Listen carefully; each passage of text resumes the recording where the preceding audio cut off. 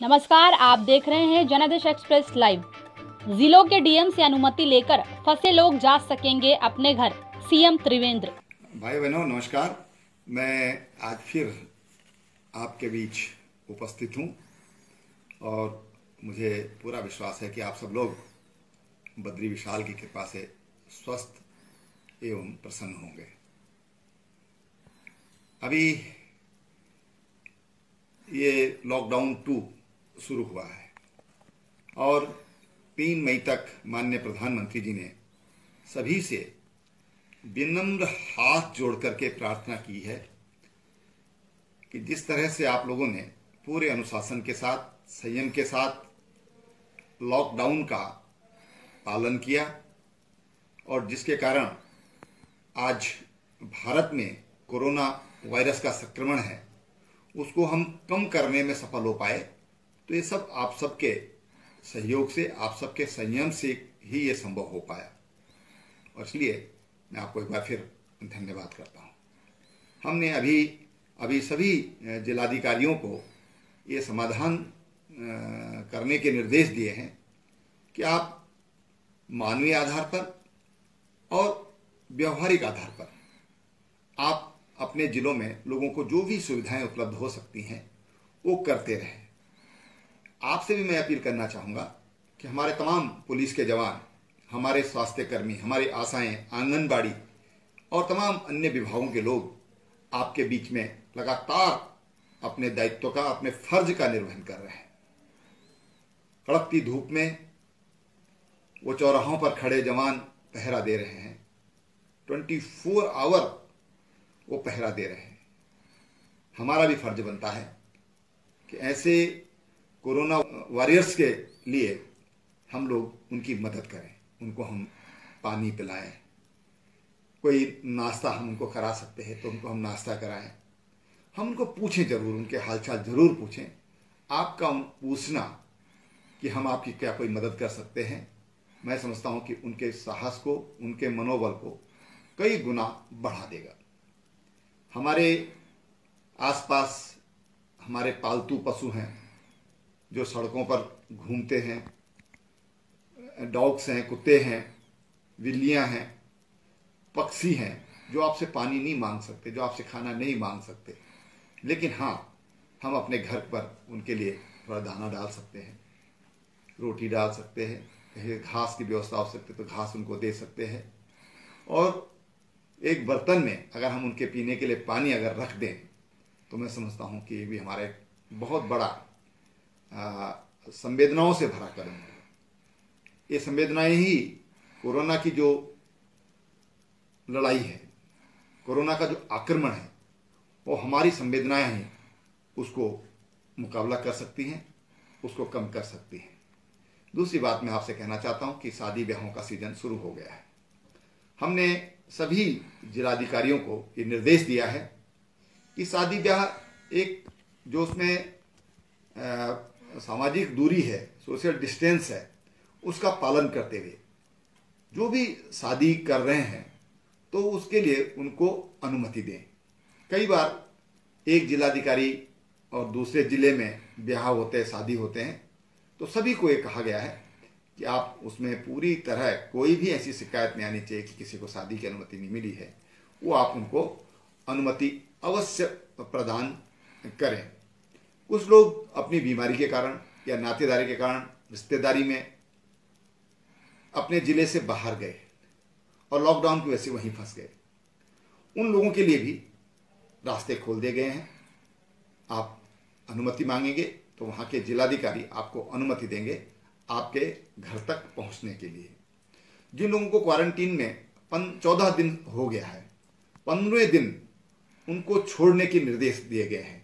अगर किसी में किसी तरह का कोई संक्रमण पाया गया है तो उसको आइसोलेशन वार्ड में रखा जाएगा, उसका इलाज किया जाएगा, उसकी टेस्टिंग की जाएगी। अन्यथा जो भी लोग हैं उनको 14 दिन वहाँ रहने के बाद उनको उनके जो स्थान है, उनके जो घर हैं या उनका जो गांव है, वो वहाँ जाने के लिए उनको छूट होगी। फलों का भी सीजन शुरू हो रहा है, आम, लीची, उसका भी सीजन शुरू हो रहा है। कई बार ये देखा गया है कि उसके जो ठेकेदार हैं वो राज्य से बाहर के आते हैं।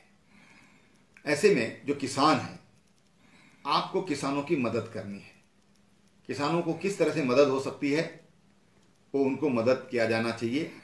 उनकी फल खराब ना हो जाए, उनको नुकसान ना हो जाए, इसकी चिंता भी आपको करनी है।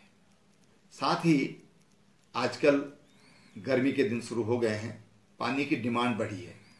उत्तराखंड में जो लोग हमारे प्रवासी थे, बड़ी संख्या में इस बीच उत्तराखंड में वापस आए हैं। लॉकडाउन हटेगा तो इनकी संख्या और बढ़ेगी। तो उन लोगों के लिए हम लोग पानी की चिंता हमको करनी होगी।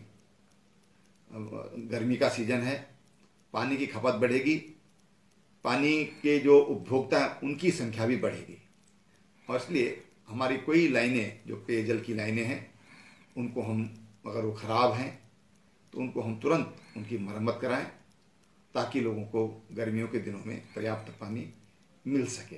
अगली बात मैं आपसे कहना चाहता हूं कि अनेक लोग हमारे पास उनके संदेश आए हैं कि वो गांव में ही रहना चाहते हैं, और इसलिए एक फॉर्म आपको दिया गया है, जिलाधिकारियों को दिया गया है। जो भी लोग अपने गांव में आए हैं वो फॉर्म उनसे भरवाया जाए, और उस फॉर्म के आधार पर हम भविष्य में अपने राज्य की नीति बनाएंगे कि आखिर हमारे जो लोग वापस गांव में आए हैं या उत्तराखंड आए हैं, वो क्या चाहते हैं, वो क्या करना चाहते हैं, और उनका योगदान भी हम राज्य के विकास में लेना चाहेंगे। और उस दृष्टि से हम आगे की अपनी रणनीति बनाएंगे। अभी उत्तराखंड में जो ऑफ सीजन वेजिटेबल्स हैं, जैसे मटर आजकल हमारे यहाँ हो रहा है, ये देखने में आ रहा है कि मटर के दाम किसानों को नहीं मिल पा रहे हैं। उसका कारण ये है कि तमाम जो हमारा पर्यटन प्रदेश है और पर्यटक आज उत्तराखंड में आ नहीं रहे हैं या देश में ही बाहर नहीं निकल रहे हैं, ऐसे में निश्चित रूप से डिमांड कम हुई है। और हम कोशिश कर रहे हैं कि अगर हो सके तो इन मटर्स को हम फ्रोजन करके और इनको रख लिया जाए, और ताकि जब भी लॉकडाउन हटेगा, जब हमारे तीर्थयात्री, हमारे यात्री यहाँ पर आएंगे, या उसको बाहर भी हम उसकी मार्केटिंग कर सकते हैं, तो उस पर भी सरकार विचार कर रही है। मुझे विश्वास है कि कोई रास्ता इसमें हम निकालने की कोशिश करेंगे। अभी आजकल ओलावृष्टि हो रही है, ओलावृष्टि से हमारी फसलें खराब हुई हैं, और सभी जिलाधिकारियों को निर्देशित किया गया है कि आप उसका आकलन करें, उसका सर्वेक्षण करें, ताकि जो हमारे किसान हैं उनको मदद दी जा सके। मैं विश्वास करता हूं कि आप सब लोग, सरकार जो प्रयास कर रही है उसमें जिस तरह से आपका सहयोग हमको मिल रहा है, वो आगे भी मिलता रहेगा। मैं एक बात आपसे फिर दोहराना चाहूँगा कि हम फेस कवर, जैसे मैंने ये इस्तेमाल किया है, इसका हम इस्तेमाल कर सकते हैं, और 80% तक हम कोरोना वायरस या तमाम तरह की जो बीमारियां होती हैं या जिसको हम एलर्जिक तकलीफें इस सीजन में होती हैं, उनसे हम बच सकते हैं। तो आप जरूर अपने नाक मुंह को ढकें, और नाक मुंह ढकेंगे तो हम उतना ही हम इस बीमारी से दूर रह सकते हैं। डिस्टेंसिंग, सामाजिक दूरी, उसका हम हर दम उसका पालन करें, और ये हमको लंबे समय तक करना पड़ सकता है, लंबे समय तक। ये 3 महीने हो सकता है कि ये 2021, 22, 23, 24 हम अपने अभ्यास में लाएं कि एक साफा ये हमारे गले में हो, गमछा हमारे गले में हो, और हम अपने नाक मुंह ढक करके चलें, तो उससे हम और अधिक सुरक्षित होंगे। क्योंकि अभी इस वायरस का कोई भी इलाज नहीं मिल पाया है, कोई भी इलाज नहीं मिल पाया है। इस वायरस का चरित्र क्या है, ये भी हमारे वैज्ञानिक, दुनिया के वैज्ञानिक इसको नहीं समझ पा रहे हैं, और इसलिए एक तरह से ये छुपकर अटैक करने वाला ये विषाणु है। इस विषाणु से बचने का एक सस्ता और सुलभ तरीका है कि हम अपने फेस को, अपने नाक मुंह को ढक कर रखें, बार बार हाथ धोएं, साबुन से धोएं। कोई जरूरी नहीं कि सैनिटाइजर हो, बहुत हम घर में आराम से साबुन से धुल सकते हैं।